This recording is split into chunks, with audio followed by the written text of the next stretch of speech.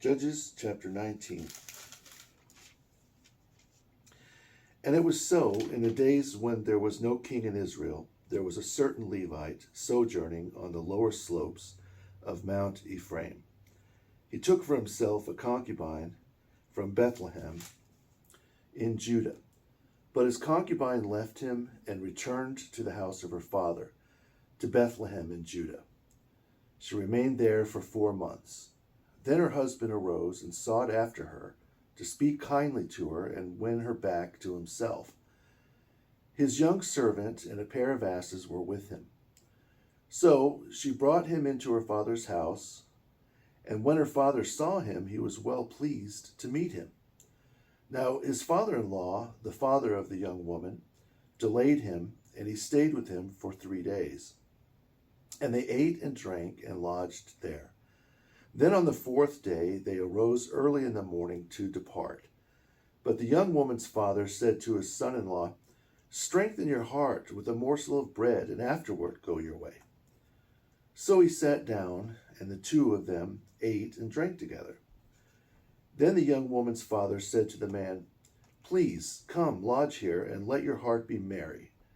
And when the man stood to depart, his father-in-law urged him, so he sat and lodged there again.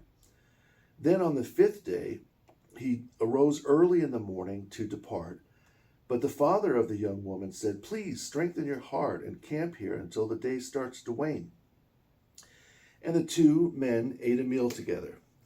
And when the man stood to depart, he and his concubine and his servant, his father-in-law, the father of the young woman, said to him, "Look, the day is now drawing toward evening.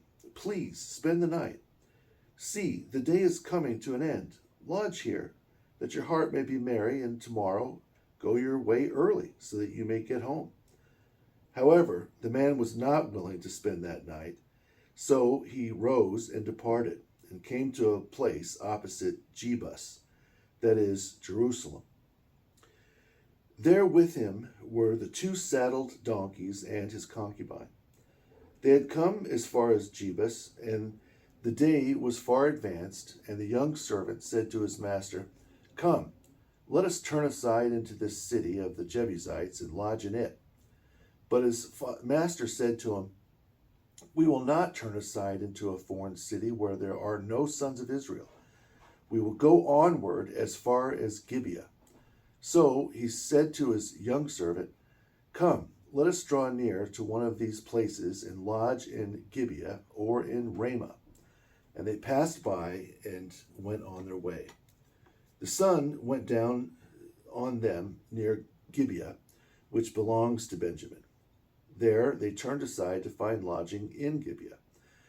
And when he went in, he sat down in the open square of the city, and there was not a man who would take them into his house to lodge. And behold, an old man came in from his work in the field at evening. He was from Mount Ephraim, and he sojourned in Gibeah. The men of this place were sons of Benjamin, and his eyes looked upward, and he saw the traveler in the street of the city. The old man said to him, "Where are you going, and where do you come from?"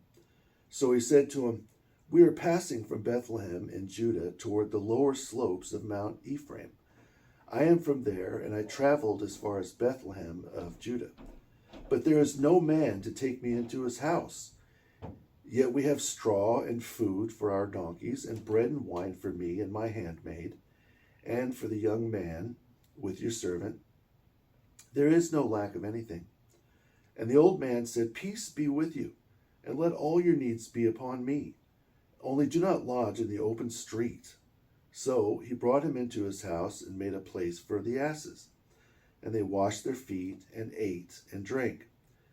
As they were comforting their heart, men of the city, sons of lawlessness, surrounded the house and beat on the door. They spoke to the master of the house, the old man, saying, "Bring out the man who entered your house, that we may know him." But the man, the master of the house, went out to them and said to them, "No, my brethren, I beg you, do not act so wickedly. Seeing this man has come into my house, do not commit this foolishness. Look, here is my virgin daughter and the man's concubine. I will lead them out now. Subdue and control them. Do with them what is good in your eyes, but to this man do not do such a thoughtless thing. But the men were not inclined to heed him, so the man took his concubine and brought her out to them. And they knew her and abused her all night until morning. And when dawn came, they let her go. And toward dawn, the woman came and fell down at the door of the man's house where her master was, till there was daylight. When her master arose in the morning and opened the doors of the house and went out to go his way, there was his concubine, fallen at the door of the house with her hands on the threshold. And he said to her, Get up and let us be going. But she did not answer, for she was dead. He carried her upon his ass and went to his place. Then he took a sword, laid hold of his concubine, and divided her into 12 pieces. He sent the 12 pieces throughout all the tribes of Israel. And it was so that every one who saw it said, A day such as this has never happened nor been seen from the day the children of Israel were brought out of the land of Egypt until this day. Take counsel amongst yourselves and proclaim your findings.